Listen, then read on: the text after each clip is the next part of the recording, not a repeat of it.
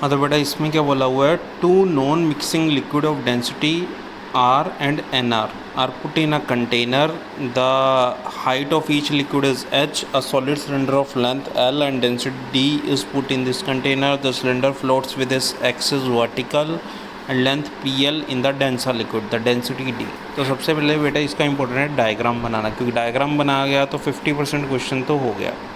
अच्छा इसमें बेटा एक पहली बात तो डेंसिटी R और NR नहीं है, वो है rho and N rho. Density अपने पास क्या है, रो एंड एन रो।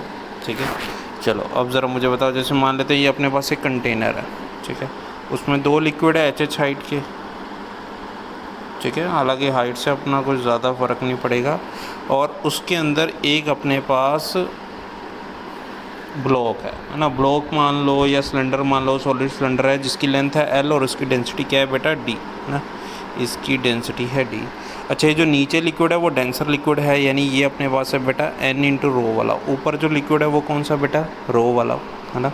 अच्छा इसका कितना पार्ट नीचे बेटा ये डिप हो रखा है ना, ये डिप पार्ट की अगर बात करूँ तो ये है बेटा P into L, total length L है, तो यहाँ पे ऊपर कितना पार्ट, कितनी लेंथ बची होगी बेटा, वो बची होगी 1 माइनस P इंटू L, ये लेंथ बची होगी ना। अच्छा अब ये फ्लोट कर रहा है तो इसका मतलब इस पे डाउनवर्ड डायरेक्शन में लग रहा है mg और अपवर्ड डायरेक्शन में लग रहा है बायोंसी फोर्स, और दोनों बैलेंस है इसलिए ये जो है ये फ्लोट कर रहा है, ठीक है। अच्छा बायोंसी फोर्स किसकी लग रही है, तो बेटा दोनों लिक्विड की लग रही है, क्योंकि ये तो दोनों में इंसर्ट है, तो मैं लिख देता हूँ कि जो इसका वेट है वो किसने बैलेंस किया हुआ है, बायोंसी फोर्स F1 ने प्लस बायोंसी फोर्स F2 ने, है ना। ये F1 डेंसर वाले की वजह से, F2 लाइटर वाले लिक्विड की वजह से। तो ज़रा बताओ मुझे m इंटू जी लिखना है, वेट लिखना है, तो वो तो मास को हम v रो जी लिख सकते हैं ना। तो हमने वॉल्यूम को मान लेते हैं, इसका जो एरिया है वो है सिलेंडर का A, तो वॉल्यूम को हम लिख सकते हैं area into length into density D है बेटा पता करनी है, इंटू जी, ये तो आ गया mg इक्वल्स टू, अब पता करनी है बायोंड फोर्स डेंसर वाले की, है ना। तो डेंसर वाले की बायोंड फोर्स पता करूँगा तो पहली बात तो फिर से वी रो जी होता है, लेकिन डेंसिटी लिक्विड की लिखनी होती है ना।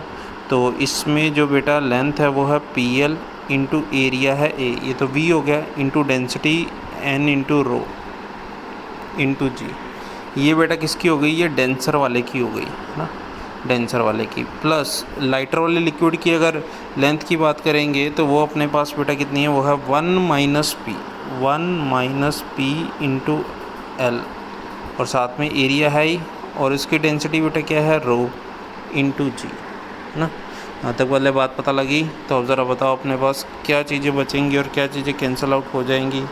L से L जाएगा बेटा, ठीक है, एरिया से एरिया भी जाएगा, जी से जी जाएगा, यानी लेफ़्ट साइड तो बेटा केवल बचा हुआ है D, और राइट साइड में बेटा अपने पास बचा हुआ है PN रो, है ना, या NP रो,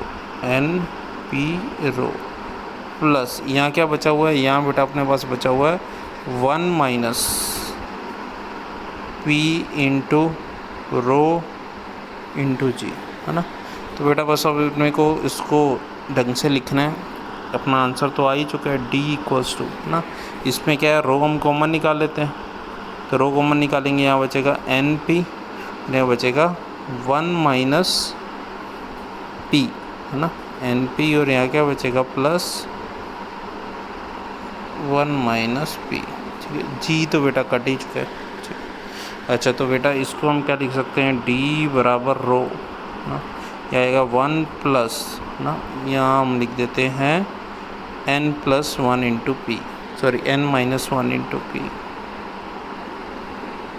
ये समझ रहे कैसे लिखा, देखो बेटा इस NP और P में से, है ना, P तो कॉमन आ गया, अंदर बचेगा N माइनस 1 और प्लस 1 अलग से लिख दिया, यानी अपने पास बेटा जो डेंसिटी का फाइनल आंसर बना है वो कुछ ये बना है, ठीक है। ध्यान से देखो, रो होना चाहिए 1 plus N minus 1 into P होना चाहिए, तो ज़रा ऑप्शन देख लेते हैं, है ना, रो होना